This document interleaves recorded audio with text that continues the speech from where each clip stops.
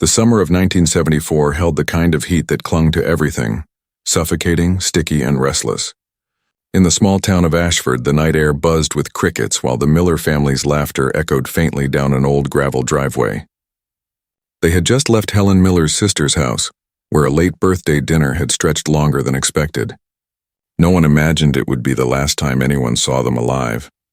Neighbors would later recall the scene in fragments, the glow of taillights disappearing into the trees, the muffled sound of children's voices in the back seat, and the rhythmic crunch of tires heading toward County Road 9, the road that led to the lake. The Millers seemed ordinary enough, though ordinary in Ashford often hid more than it revealed. David Miller, a factory supervisor with stern eyes, was known for his punctuality and quick temper. Helen, his wife, had the kind of fragile beauty that drew whispers. She was polite but distant, as though guarding something no one was meant to touch. Their children, Anna, age 9, and Peter, only 6, were bright, eager, and inseparable. Together they formed the picture of stability, yet the cracks in that picture had already begun to show. Earlier that evening, Helen had excused herself from the table more than once, stepping outside into the thick air with a cigarette she didn't smoke. Her sister noticed the way her hands trembled when she lit it, the way her eyes searched the shadows. When pressed, Helen smiled tightly, insisting she was fine.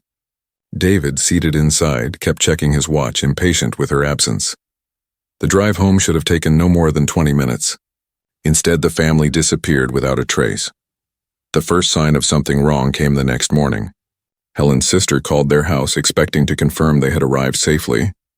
The phone rang into silence. By afternoon, David's employer reported he had failed to show for work, a first in 12 years. Panic grew, spreading through the town like a fever. Search parties scoured the roadsides, volunteers pushing through reeds and marshland with flashlights. The sheriff's office set up checkpoints to interview anyone who might have seen the green Chevrolet sedan. One farmer swore he glimpsed the car around midnight, headlights cutting across the lake road. But the darkness had swallowed it whole, and no one else could verify the sighting. At night, speculation bloomed in hushed tones over bar counters and across kitchen tables. Some whispered that David had debts, that maybe he had taken his family and run. Others claimed Helen had been seen too often in town with a man who wasn't her husband. Betrayal, forbidden love, even violence, every theory was whispered, yet none dared say it too loudly. Still, what unsettled people most was the silence. No ransom notes. No bodies, no wreckage. Just the sudden absence of 4 lives. Helen's sister, broken with guilt, replayed the dinner over and over in her mind. She remembered Helen's strange, searching eyes, the way she lingered in the doorway as though afraid to leave. She wanted to tell me something, she would later say, voice shaking. But she never did. As days bled into weeks, the case slipped from urgency to obsession. The lake itself became the focus. Men in boats dragged hooks through the dark water, pulling up nothing but weeds and stones. The water kept its secrets, refusing to yield. By the end of the summer, the posters had faded, the volunteers returned to their lives, and Ashford learned to live with the ghost of the Millers. Their absence became a shadow stitched into the fabric of the town, a wound that refused to close. But even shadows leave traces, and rumors never truly die. It was in those hushed whispers, that first seed of suspicion, where the story of the Millers truly began. The disappearance of the Miller family left Ashford hollow. Days became weeks, and the town grew quieter, as if speaking too loudly might summon something terrible. The posters stapled to telephone poles curled under the sun, Helen's smiling face fading into paper yellowed and brittle. Sheriff Leonard Price, a man whose graying mustache and broad frame carried an authority the townsfolk trusted, held nightly briefings in the small brick station on Main Street. He reassured the town in measured tones. The search is ongoing. Every lead is being followed. Yet behind closed doors, his deputies whispered what they would not say aloud. There were no leads. The Millers had vanished into thin air. One neighbor claimed to have heard raised voices coming from the Miller home days before they disappeared. Another insisted they saw Helen meeting a stranger outside the post office, her body angled toward him in a way that spoke of intimacy. These fragments built a story no one could confirm, but everyone wanted to believe. In Ashford, rumors filled the silence left by facts. Detective Raymond Cole arrived from the county office 2 weeks after the disappearance, a man younger than the sheriff but with eyes that carried something restless.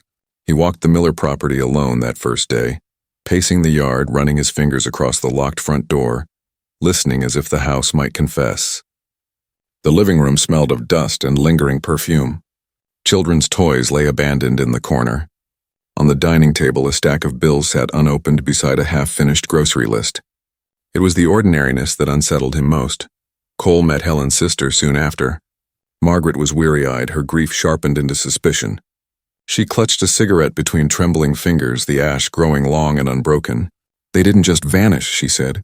"Something happened. You people just don't want to see it." Her voice cracked on the word something, a note of betrayal lacing her grief. Cole wrote it down but already knew the sheriff would dismiss it as hysteria. For weeks he traced the family's last known path, circling back to the lake road. The farmer who had reported seeing the Chevrolet at midnight held firm on his account. "I know what I saw," the man insisted. "Headlights headed that way. Didn't see him come back. But beyond that, there was nothing. No tire tracks, no broken guardrails. The lake swallowed everything. The town began to move on in the way small towns do, quietly, with unease buried beneath routine. Children walked to school past the Miller house, avoiding its windows. Neighbors cut their grass while pretending not to glance at the empty driveway. In the diner, conversations fell still whenever Helen's name surfaced. Yet Cole could not move on. Each unanswered question gnawed at him. Why did Helen look so unsettled at the dinner? Why had David been so impatient to leave? And why, in every photograph he found of them, did Helen's smile never quite reach her eyes? The silence of the town pressed heavier with each passing month. Cole grew sharper, more withdrawn, his notebooks filling with dead ends and unanswered theories. Still, he returned to the lake road often, standing at its edge, staring at the dark water that gave nothing back. By the end of the year, Sheriff Price declared the case unsolvable. Officially, the Millers were gone. Unofficially, suspicion lived in every corner of Ashford. And beneath it all, a deeper truth waited, hidden in shadows, whispered in silence, ready to surface when the lake was ready to speak. Detective Cole's notebooks filled with questions, but it was Helen Miller who began to dominate his thoughts. In every photograph, she appeared poised yet distant, a woman present but unreachable. The town spoke of her in hushed tones, with the kind of reverence reserved for someone already half myth. But beneath the reverence was something darker, rumors that had begun long before she vanished. Cole found the first thread in a box of belongings Margaret handed over reluctantly. Inside were letters brittle with age tied with a thin ribbon. They weren't addressed to David, but to a man whose name appeared only once, scrawled in the corner of a page. Thomas. The words bled with longing. Helen wrote of nights suffocating in silence, of David's temper, of feeling like a ghost inside her own home. "You see me," one letter read, "when no one else does. I want to be more than the shadow in my own life." Cole read the letter twice before slipping it back into its envelope. If Thomas existed, he would have been more than a passing distraction. He had been her escape. When Cole asked Margaret, she hesitated, her lips pressed into a thin line. Finally, she exhaled smoke and said, "People talked. They said Helen was seen walking by the river with someone who wasn't her husband. I never asked. Maybe I didn't want to know." The pieces began to shift in Cole's mind. A woman trapped in a brittle marriage, a hidden lover, a desperate desire for escape. Suddenly, the disappearance didn't look like an accident at all. It looked like a plan. But if Helen had run, why had she taken the children? And why had the trail ended at the lake? Cole began asking questions around town. At the hardware store, an old clerk remembered Helen buying a lockbox months before. At the library, the head librarian recalled Helen checking out books on travel, maps tucked between the pages. Each memory painted her less as a victim and more as a woman preparing for something. And then came the testimony of Ruth Carver, a waitress at the diner on Main Street. She remembered Helen clearly, sitting in the corner booth on late afternoons, sipping coffee, waiting. She wasn't waiting for her husband, Ruth said, eyes narrowing. She was waiting for him. When pressed, Ruth described a man, broad-shouldered, always wearing a pressed shirt, the kind who looked out of place in Ashford. He carried himself with quiet authority. The way she looked at him, Ruth whispered, like he was the only air she could breathe. Cole wrote it down, the name echoing in his mind, Thomas. a shadow figure, yet his presence lingered everywhere Helen had been. Still, there was no record of a Thomas in the county files. Whoever he was, he had kept himself hidden. Cole began to suspect that Thomas wasn't just a lover, but someone with influence, someone who could disappear as easily as he appeared. The thought unsettled him. If Helen had betrayed her husband, it wasn't just a matter of love, it was a matter of power. And power in small towns always came at a cost. As Cole left the diner that night, he found himself walking past the Miller home again. The windows glared back, dark and empty. On the porch, a child's tricycle stood rusting untouched. For a moment, he imagined Helen standing there, her eyes filled with secrets she could never speak aloud, secrets that had vanished with her into the water. Detective Raymond Cole had worked missing persons cases before, but none lingered like the Millers. The files cluttered his desk long after the sheriff declared the case unsolvable. Each photograph, each scrap of testimony, seemed to demand something more from him, an answer he couldn't provide. By autumn of 1974, his home life was fraying. His wife Elaine noticed it first, the way he sat at the kitchen table long after midnight scribbling notes under the dim light, cigarette smoke curling around him. He barely touched his dinner, and when he did speak, it was only to mutter the name Helen like a man repeating a prayer. "You have to let it go, Ray," Elaine pleaded one night. "They're gone. Nothing you do will bring them back." He didn't look at her, eyes fixed on the stack of letters Margaret had given him. "She was planning something," he murmured. "She wanted out. That's why they vanished. Someone stopped her." Elaine's chair scraped back sharply. Or maybe she left because she wanted to. Maybe she didn't want to be found. Her voice shook, but Cole barely heard. The case had become his oxygen. Everything else felt irrelevant. At the station, Sheriff Price grew impatient with Cole's persistence. "We don't have the resources to keep chasing ghosts," he said during one heated exchange. "Drop it. Write your report and move on." But Cole couldn't. He returned again and again to the lake road, parking his car along the shoulder, staring at the dark water that refused to give up its secrets. Sometimes he imagined headlights flashing across its surface, the faint echo of children's laughter carried on the wind. Other nights he thought he heard Helen's voice calling faintly from beneath the waves. The obsession took its toll. He stopped shaving, his tie perpetually loosened, his eyes bloodshot from lack of sleep. Colleagues whispered about his decline, muttering that the Millers had swallowed him too. Still, he pushed deeper, convinced that the answers lay just beyond reach. One evening he visited Margaret again. She opened the door reluctantly, her face pale and drawn. "It's been months," she said, voice heavy with grief. "Why can't you let her rest?" Cole stepped inside anyway, scanning the house with restless eyes. "Because she didn't rest," he replied. "She ran, or she was made to disappear. Someone helped her or stopped her. Either way, there's a man named Thomas at the center of it." Margaret froze at the name, her cigarette trembling in her fingers. "You shouldn't say his name," she whispered. "Not here." Her fear only sharpened Cole's resolve. Who was this man who could silence even whispers in a town as small as Ashford? That night, Cole dreamed of the lake. He saw the Chevrolet sinking slowly into black water. Helen pressed against the window, her hand outstretched, eyes pleading. He woke drenched in sweat, heart pounding, convinced the dream was a message rather than a nightmare. His marriage collapsed quietly that winter. Elaine packed her things after one final argument, her voice hoarse from shouting. "You're drowning yourself in that family's ghosts," she cried. "And you don't even care if it takes me with you." The door slammed and Cole didn't follow.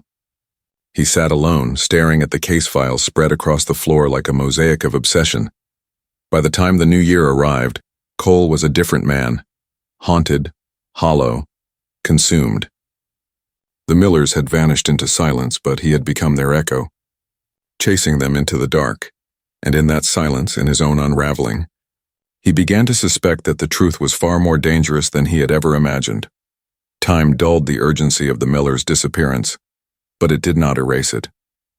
By the late 70s, the case had shifted from tragedy to folklore, the kind of story that lived in whispers rather than headlines. The posters were gone, the searchlights dark, but the lake remained, wide, still, and watchful. Teenagers dared each other to drive down County Road 9 at night, headlights off until the black surface of the water appeared in front of them like an abyss. They claimed to hear voices rising from the shoreline, echoes of children crying, a woman calling faintly for help.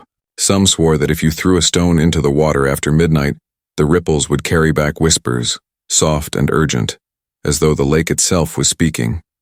Fishermen told quieter stories. Hooks snagged on fabric deep beneath the surface.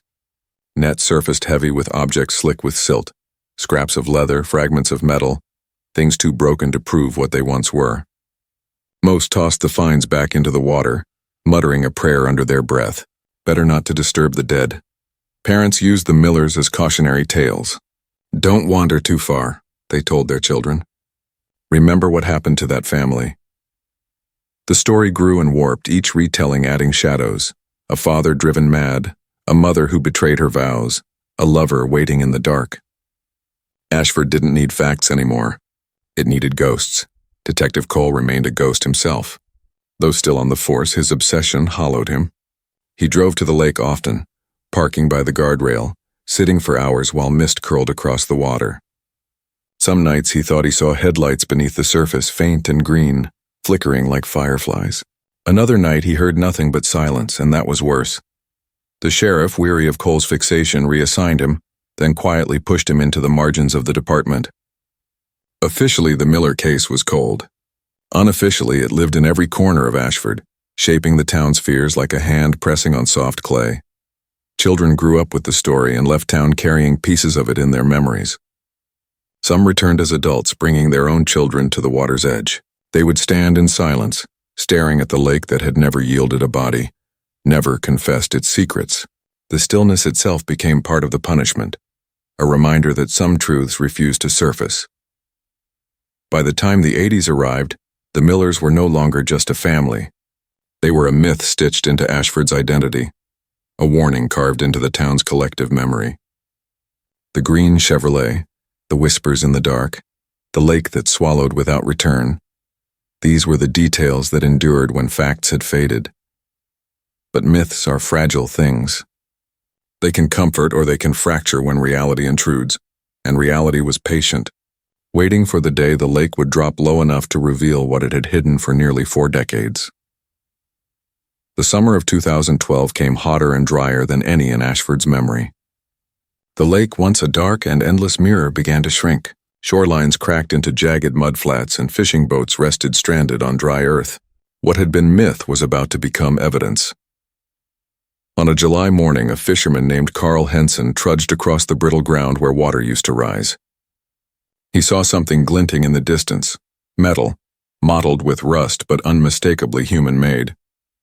At first he thought it was junk, another piece of machinery dumped and forgotten, but as he drew closer his breath caught. The shape was unmistakable, a roof, the faint outline of a windshield. Half buried in silt, the car had emerged from the lake's grasp like a corpse breaking through shallow earth. Green paint clung stubbornly to its surface, dulled but still visible in patches. The Miller family's Chevrolet. By noon, the shoreline buzzed with police cars and news vans. The quiet town dragged back into the shadow it had tried to bury. Yellow tape cordoned off the site, and cameras rolled as workers prepared to drag the car from its muddy tomb. Sheriff Dale Price, the son of Leonard Price, who had once closed the case, stood grim and unsmiling as the crane pulled the vehicle onto dry ground. Mud poured from its shattered windows and weeds tangled in the bumper. The crowd gathered in silence, the air thick with disbelief. After 38 years, the myth had become something terrifyingly real. Reporters swarmed, their microphones thrust forward. Is this the Miller family vehicle? Will there be bodies inside? Was this an accident or a crime scene? Sheriff Price offered only rehearsed answers. We can't speculate. We'll know more after the investigation. But the townspeople needed no speculation. They had always known the lake held the Millers. The only question had been when the water would finally give them back. Inside his small apartment on the edge of town, retired Detective Raymond Cole sat watching the broadcast on a flickering television screen. His hair had thinned, his hands shook with age, but his eyes sharpened the moment the image appeared. The green Chevrolet, half devoured by mud, his ghost, his obsession, suddenly alive again. They're back, he whispered, voice raspy with awe and dread. For nearly 4 decades he had carried the weight of Helen Miller in his chest, her name etched into every sleepless night. Now the lake had confirmed what he always believed. The answers had been waiting, patient, buried. At the site, the recovery team worked slowly, careful not to damage evidence. The car's license plate was still legible, its numbers matching the Miller registration. Children who had grown up hearing the story clutched their parents' hands, staring at the vehicle with wide eyes. For them, it was no longer a myth, but a coffin. The whispers in town grew louder by evening. Some claimed it was proof of an accident, that David had lost control on the narrow road, sending the family plunging into the water. Others swore it was murder, that someone had forced the car into the lake and left them to drown. Old rumors about Helen's lover resurfaced, darker now, sharper with the clarity of bones. That night, the lake was silent. No more whispers, no imagined headlights beneath the surface, only the memory of a car being dragged into daylight, and the unbearable truth that inside it waited answers the town had feared for decades. And those answers, once revealed, would not rest quietly. The Chevrolet sat beneath a harsh floodlight, its surface dripping with mud, the air thick with the stench of rot unearthed from decades underwater. Investigators moved carefully, their gloves slick, their breath short, as if the car itself might exhale. Around them, the gathered crowd kept their distance, whispering prayers or rumors, too afraid to look away. The doors had rusted shut, sealed by time. It took the grinding shriek of metal tools to force them open, the sound slicing through the night like a scream. When the first door gave way, a wave of stagnant air escaped, damp, metallic, tinged with something unmistakably human. The silence that followed was absolute. Inside, time had collapsed. Seats were torn, upholstery blackened by decay. The bones of two small bodies lay in the back, tangled together as though the children had clung to one another, even as the water filled their lungs. A doll, its fabric swollen and discolored, sat propped between them. Its button eye stared blankly as if mocking the living. In the passenger seat, Helen Miller's remains rested against the dashboard. Her left hand was clenched around something metallic, the faint shimmer of a wedding ring still visible. Even in death she had held on, whether to love or betrayal, no one could say. But the driver's seat was empty. The steering wheel hung crooked, the seatbelt buckle undone. Mud pooled where a body should have been. For 38 years the town had waited for answers, but this absence only deepened the mystery. Where was David Miller? Sheriff Dale Price stepped back, his jaw tight. The questions multiplied faster than they could be spoken. Had David escaped? Had he forced them into the lake and fled? Or had someone else been behind the wheel that night? The crime lab team photographed every angle, every detail. Bones were lifted carefully, bagged and labeled. The doll was placed gently into a separate container. Watching from the sidelines, older townsfolk crossed themselves, their faces etched with sorrow. News spread through Ashford within hours. Helen was found with the children, some whispered. She tried to protect them. Others leaned closer, voices sharp. David's body isn't there. He must have done it. He killed them and ran. For retired detective Raymond Cole, watching the late-night coverage from his chair, the discovery was both vindication and torment. He had always believed the lake held the truth, but the missing body was not the truth. It was another wound, another unanswered question. He scribbled a single line into his old notebook. Driver missing. Why? Margaret, Helen's sister, wept when the sheriff delivered the news. Yet beneath her grief flickered something else, fear. She asked no questions, only pressed her hand to her mouth and turned away. The town, once again, had more rumors than facts. Some saw the missing driver as proof of murder. Others whispered of a lover's pact gone wrong. Helen and the children abandoned so another man could take her place. The whispers grew restless, spreading like fire. The car was towed away under heavy guard, its secrets preserved for forensic examination. The crowd thinned, the floodlights dimmed, but the lake remained. Empty now, it reflected the stars like shattered glass. Silent as ever. For the first time in decades, the Miller family had returned, but the truth had not. And as Ashford struggled with grief and suspicion, one truth became clear. The past was not finished with them. Not yet. Raymond Cole sat at his kitchen table, the glow of a single lamp pushing back the shadows.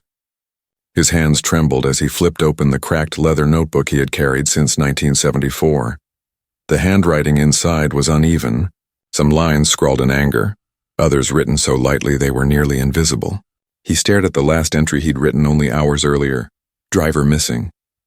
Why? Cole was 73 now, his body weakened by time and illness, but his mind carried every detail of the Miller case as though it had happened yesterday.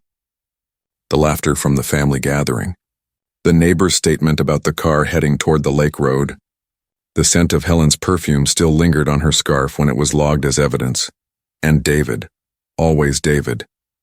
Cole had once stood face to face with him during questioning in the sheriff's office. David's hands had been steady, his eyes calm, too calm. He had spoken of his wife and children with the detachment of a man describing strangers. And yet, there had been no proof, no confession. The sheriff at the time had shut the case quietly after months of dead ends. "Let it rest, Ray," he had said. "They're gone.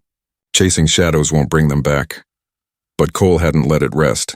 Now with the car pulled from the lake and Helen and the children confirmed inside, his suspicions pressed harder than ever. The empty driver's seat was louder than any confession. He pulled a fresh sheet of paper toward him, smoothing it flat. The pen scratched slowly, each word carrying weight. "To whoever finds this, I believe David Miller did not die that night. I believe he staged it. I believe the truth about Helen was buried deeper than the lake." His chest tightened as he wrote. He remembered the whispers he had heard in 4, that Helen had been seen leaving the grocery with another man, weeks before the vanishing. That David had been visiting the hardware store late at night, buying rope, tools, and locks. Rumors, yes, but rumors with teeth. He had begged Helen's sister, Margaret, to tell him what she knew. She had wept then too, but her silence had been impenetrable. She had looked at him with eyes full of secrets and said only, "You wouldn't understand." Cole paused, pen hovering. Had Margaret been protecting Helen or protecting David? The phone rang suddenly, jolting him. His heart lurched, but he forced himself to answer. A hushed voice came through, low, almost broken. "You shouldn't write it down, Ray." The line went dead before he could respond. He sat frozen, the receiver cold against his ear. His mind raced. Who knew he was writing? Who was watching him even now? He closed the notebook and slid it into the drawer, his pulse hammering. The house seemed to breathe around him, every creak of wood a warning. He returned to the table and forced himself to keep writing, determined. His handwriting grew jagged as he pressed harder, as though carving the truth into the page. David Miller was not a victim. He was the architect. Helen knew something she shouldn't, and the children paid the price. Tears blurred his vision. He wiped them away angrily, unwilling to surrender to age or sorrow. He had carried the burden too long. The truth had been stolen from Ashford once. It would not be stolen again. When he finally set the pen down, his hand ached, but a strange calm settled over him. He had said what needed to be said. His testimony was ready. Outside, a car slowed at the curb. Its headlights swept across his window, lingering a second too long before moving on. Cole watched it vanish into the night, a chill creeping down his spine. He didn't know if the town would ever see his confession. He didn't know if he would live to deliver it, but he knew this. The Miller family's silence had lasted 38 years, and silence like that never lasted forever. Margaret sat in her living room, the curtains drawn tight against the morning sun. A half-finished cup of tea cooled on the table, untouched. Her hands fidgeted with the edge of a handkerchief, twisting it until the threads threatened to split. The news of the car, of Helen and the children, had carved through her like glass, but it was the sheriff's visit the night before that had finally broken her resolve. "Mrs. Holloway," he had said gently, "we need to know what you haven't told us." "Anything you kept back in 74. She had nodded, promised to think. And now, sitting alone, she trembled beneath the weight of 38 years of silence. Helen's laughter drifted back to her, the sound of it echoing across the farmyard when they were girls. They had shared secrets then, boys they liked, dresses they coveted, fears they dared not say aloud. But as women, their bond had turned darker, entangled by Helen's choices and Margaret's guilt. In the weeks before the disappearance, Helen had confessed something Margaret never repeated. A forbidden love. A man who wasn't David. His name, Helen had whispered, was Robert. He worked at the feed store, broad-shouldered, kind-eyed. Helen spoke of him with a softness Margaret had never heard before. She said he made her feel alive, Margaret muttered now, clutching the handkerchief tighter. Alive in a way David never could. David had found out. She was sure of it. Margaret remembered the way Helen arrived at her doorstep one evening, bruises shadowing her arm, her eyes swollen from crying. "He knows," Helen had whispered. "I don't think I'm safe." Margaret had begged her to leave, to take the children and go. But Helen had shaken her head. "I can't," she said. "If I run, he'll destroy Robert. He'll destroy all of us." The following week, Helen and the children vanished. Margaret had carried that memory like a stone in her chest, never daring to speak it. She had watched as the town speculated, as detectives knocked on doors, as David's face appeared on missing posters beside Helen's. And through it all, she said nothing. Because she had seen David's eyes once after Helen's confession. Cold, hollow, capable of anything. Now, with the bodies found and David missing from the car, the silence pressed against her throat like a noose. The doorbell rang. Margaret startled, the handkerchief slipping from her hands. She opened the door to Sheriff Dale Price, his expression grave but patient. "Margaret," he said softly, "we need the truth." Her lip quivered. She wanted to deny it again, to bury it as she always had, but the sight of his steady gaze and the echo of Helen's laugh in her memory broke her. "It wasn't an accident," she whispered. "Helen was seeing someone else. David found out. He threatened her. She came to me with bruises. She told me she was scared." The sheriff's eyes darkened, his jaw tightening. "Robert who?" Her voice cracked. "Robert Fielding. He worked at the feed store, but he left town the year after. I don't know where he is now." For the first time in decades, the secret had left her lips. Relief washed over her, bitter and sharp. But with it came terror. Because she knew David hadn't simply vanished. If he were alive, he would have carried his fury with him all these years. And men like David didn't forgive. The sheriff placed a hand on her shoulder. "You did the right thing." But Margaret wasn't so sure. Somewhere out there, David Miller might still be watching, waiting. And now, she had just spoken his name aloud. Sheriff Dale Price drove away from Margaret's house with her words still echoing in his head. Robert Fielding. Forbidden love, bruises. The puzzle pieces shifted, but they did not settle. The lake had given them bodies. Margaret had given them motive. But David Miller, his absence, loomed larger than any fact. At the station, the evidence board had grown chaotic. Photographs of the car, bones, and faded family portraits taped alongside fresh reports. In the center was a photo of David, a dark-eyed man with an expression as unreadable as stone. Dale pinned a new note beneath it: driver missing. Possible alive. By nightfall, Ashford buzzed like a hive. Some townsfolk gathered at the diner, murmuring about David walking among them, a ghost in plain clothes. Others swore they had seen him in neighboring towns over the years. A mechanic in Illinois, a drifter in Missouri, a man who looked too much like him to be a coincidence. Margaret sat at her window, unable to sleep. Each passing car made her flinch. She replayed her sister's warnings, Helen's bruises, the night she had turned her away. She whispered a prayer into the dark, but no prayer could smother the dread coiling in her chest. If David lived, she had painted a target on herself. Meanwhile, retired Detective Raymond Cole reread his testimony.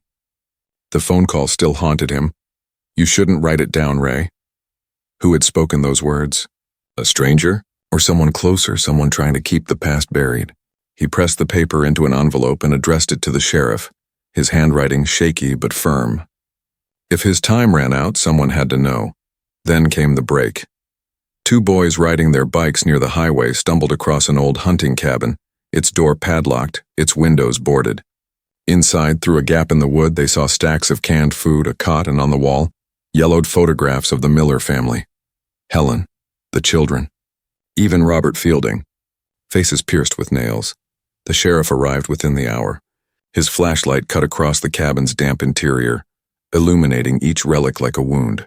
A coat still hung on a hook by the door, worn but intact. Beneath the cot, tucked in a rusted tin box, lay a driver's license. David Miller. Expired. Cracked with age. But real. The sheriff's breath caught. David had been here. Maybe recently. Maybe years ago. But long enough to keep their faces nailed to the walls. Long enough to remember. Word spread before dawn. The town woke to headlines that sent chills through every kitchen table. Cabin believed to belong to missing David Miller, found in woods. Margaret collapsed when she saw it on the news. She clutched the arm of her chair, sobbing, He never left. He never left. Cole, watching the same report, closed his eyes. The missing driver's seat had spoken, and now the cabin screamed it louder. David Miller had not drowned. He had been living in the shadows, perhaps close enough to watch Ashford grieve, close enough to silence anyone who came too near the truth. The sheriff stood at the edge of the woods long after the evidence was bagged, staring into the trees. The air felt colder, as if something unseen had moved through the branches. He knew then what the town would soon understand. David wasn't a ghost. He was flesh, blood, and vengeance, and after 38 years of silence, shadows had begun to stir. The cabin discovery ignited Ashford like a spark to dry timber. For decades, the town had spoken of David Miller as if he were buried beneath the lake with his family. Now every creak of the night felt like his footsteps. Every shadow seemed to carry his outline. Sheriff Dale Price worked through the night, combing through files, chasing half-forgotten leads. But the breakthrough came not from paperwork, rather from a phone call just after sunrise. A woman's voice, brittle with age but clear with urgency, whispered on the line. "I saw him," she said. "Not then." Years later, nobody believed me. Her name was Evelyn Carter, a nurse who had lived in Ashford her whole life. At 80, her memory was sharp, her conscience heavier than ever. She agreed to meet at the station, her hands shaking as she laid a faded notebook on the desk. "I worked at the county hospital in '89, she began. "One night a man came in with a deep gash across his arm. He gave a false name, said he'd cut it on farm equipment. But I knew that face. I'd seen it on missing posters for years. It was David Miller." The sheriff leaned forward, his voice low. "Are you certain?" Evelyn's eyes brimmed with tears. He looked older, with a beard covering his jaw, but it was him. When I called him Mr. Miller, he froze. Didn't speak another word. He walked out before the doctor arrived. I told my supervisor, but she laughed it off, said I was tired seeing ghosts. She pushed the notebook across the desk.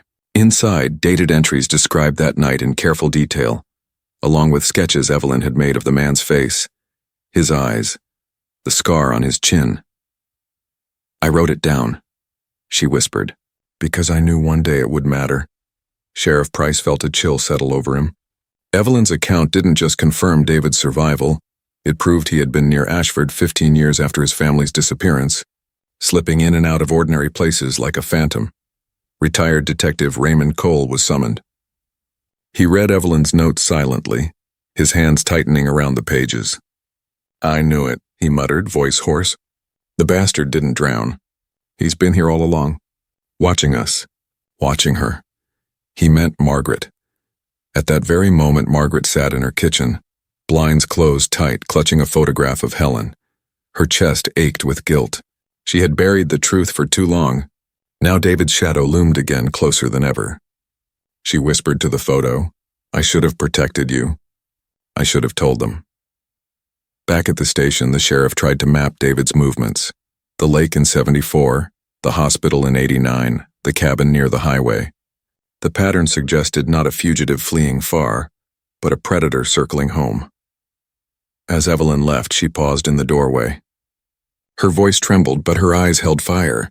"He's still here, Sheriff. You don't keep photographs nailed to a wall unless you plan to finish what you started." The words lingered long after she was gone. Ashford was no longer just haunted by the past. It was being stalked by it. And somewhere in the quiet spaces of town, in the rustling woods, in the flicker of headlights on lonely roads, the last witness's truth seemed to breathe. David Miller was alive, and he was waiting. The town of Ashford had never known silence like this. Streets usually alive with chatter lay hushed, blinds drawn, doors locked. Everyone had heard the same whispers. David Miller was back. Some swore they'd seen him, standing at the edge of the woods, moving through the cemetery at dusk, watching from the shoulder of the highway. Proof was scarce, but fear needed no proof. Sheriff Dale Price felt the weight of every eye in town pressing down on him. He carried Evelyn Carter's testimony in his pocket, Margaret's confession in his files, and the cabin photographs pinned above his desk.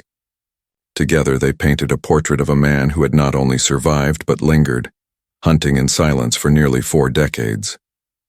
That night, Margaret Holloway sat alone in her home. Every creak of the old floorboards made her jump. She had confessed Helen's affair, named Robert Fielding, and in doing so had broken a seal David himself had likely relied on. She could feel him in the dark outside her window, waiting. Her phone rang. She hesitated before answering. The voice was gravelly, low, distorted with time, but unmistakable. "You should have kept your mouth shut, Margaret." The line went dead. She dropped the receiver, her chest pounding. A scream rose in her throat but died before it left her lips. She stumbled toward the front door, locked it, and bolted the windows. But she knew locks meant little to a man like David. Across town, Sheriff Price's radio crackled. A call from a neighbor near Margaret's property. Someone had seen a figure standing by the tree line, unmoving, watching her house. Price raced there, sirens cutting the silence. Retired Detective Raymond Cole, unable to sit idle, followed close behind in his own car, clutching the envelope with his testimony. He knew it had to end tonight, one way or another. When the sheriff arrived, his headlights washed over the hollow outline of the woods. No figure remained, only the rustling of branches in the night air. Margaret opened the door, her face pale, her hands trembling. "He called me," she whispered. "He knows." The sheriff secured the house, but Cole insisted they search the woods. Flashlights cut through the dark, beams catching on tangled roots and shattered branches. And then prints, fresh heavy boots pressed into the mud, leading deeper into the trees. They followed in silence, hearts pounding. The trail wound toward the old highway, toward the hunting cabin. As they approached, the air grew colder, thicker, as if the forest itself held its breath. Inside the cabin, the stench of mildew mixed with something sharper, cigarette smoke, fresh. The cot had been disturbed, food wrappers scattered, and on the wall, new photographs had been added. Margaret, the sheriff, even Cole. Their faces were pinned like prey. Cole's hand shook as he raised his flashlight. "He's here. He's been watching us the whole time." A floorboard creaked. Price spun, gun drawn, but the doorway was empty. Only the forest whispered. Then came the voice from somewhere beyond the cabin. Calm. Familiar. "You chased me for 38 years, Ray. And here we are." Cole froze. His throat tightened at the sound. Older now, Respire, but still David. "Why?" Cole called into the trees, his voice breaking. "Why kill them? Why let this town rot in silence?" A pause, then laughter, dry, joyless. "Because she betrayed me. She thought she could humiliate me. Take my children, give my name to another man. They were mine. Mine to keep. Mine to destroy." The sheriff's grip tightened on his weapon, his eyes darting across the shadows. Cole's chest heaved, fury boiling where fear once lived. "And now? After all these years?" The voice drifted closer, venom in every syllable. "Now I take what's left. Anyone who speaks. Anyone who remembers." The night erupted. Branches snapping, footsteps tearing through the dark. The sheriff charged toward the sound. Flashlight beam cutting through the trees. Cole stumbled after him, his heart hammering. For the first time in decades, David Miller was no longer a shadow. He was flesh and blood, moving through the woods like a predator who had waited his whole life for the hunt. And Ashford, trembling in its beds, did not yet know that the reckoning had begun. The woods roared with the sound of pursuit.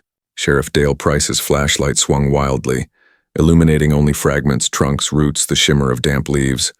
Behind him, Raymond Cole stumbled, his lungs ragged but his resolve unbroken.